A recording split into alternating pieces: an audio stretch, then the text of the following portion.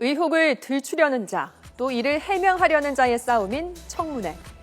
이완구 국무총리 후보자에 대한 송국 검증을 예고한 야당의 기세로 지금 격렬한 공방이 벌어지고 있는데요. 그동안 창과 방패의 싸움, 청문회에서 웃고 울었던 인물들 누가 있을까요? 청문회에서 웃었던 사람, 아무래도 공격수인 창들이 저격수라 불리며 강렬한 인상을 국민에게 남겼는데요. 대표적으로 노무현 전 대통령을 꼽을 수 있겠죠. 인사청문회는 아니지만 1988년 제5공화국 비리청문회에서 죄가 없다고 말하는 전두환 전 대통령을 향해 명패를 던지고 이 날선 어법을 쓰며 정치 스타로 우뚝 섭니다.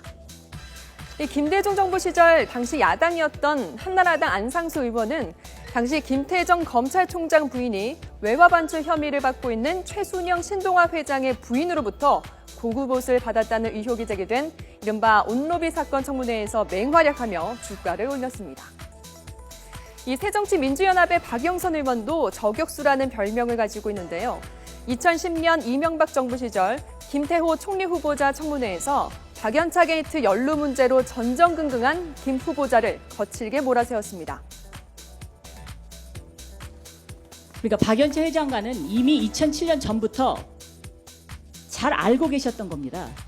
그런데 왜 와서 거짓말 하십니까? 여기 와가지고. 잘하는 게 정확하게 기억을 제가 못한 겁니다. 김태호 당시 후보자는 청문회에서 이 분노의 눈물, 이 분루를 삼켰는데요. 박영선 의원이 내민 박연차 회장과 같이 찍은 사진 한 장이 결정타가 됐습니다. 이 청문회에서 총리 후보자가 낙마한 것은 2002년 김대중 정부 시절이 처음이었습니다.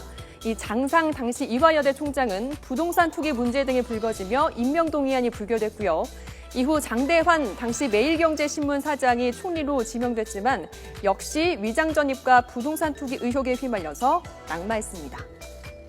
이 청문회 분위기가 칭찬으로 훈훈했던 적도 있습니다. 지난해 정재찬 공정거래위원장 후보자에 대한 인사청문회에서는 여야 의원들 모두 정 후보의 도덕성을 높이 샀습니다. 우리 정 후보자처럼 정말 이렇게 기록이 거의 완벽하게 깨끗한 경우는 제가 보지 못한 것 같습니다.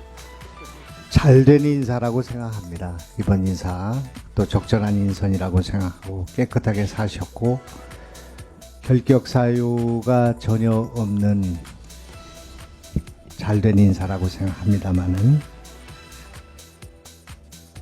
박근혜 정부 초기 최동욱 검찰총장 후보자의 청문회에서 최 전 총장은 파도 미남이라는 별명을 얻었습니다. 이 파도 미담만 나오는 남자라는 뜻인데요. 청문회 상황으로 가보시죠. 파면 팔수록 미담만 나온다고. 우리 최동욱 검찰총장 후보자는 거의 도덕성 하자가 없기 때문에 법사위 인사청문회가 좀 맥이 빠졌다라고 지금 지적을 받고 있습니다. 하지만 최동욱 검찰총장은 혼외 자식 논란이 불거지면서 취임 이후 6개월 만에 검찰총장직에서 물러나게 됐습니다.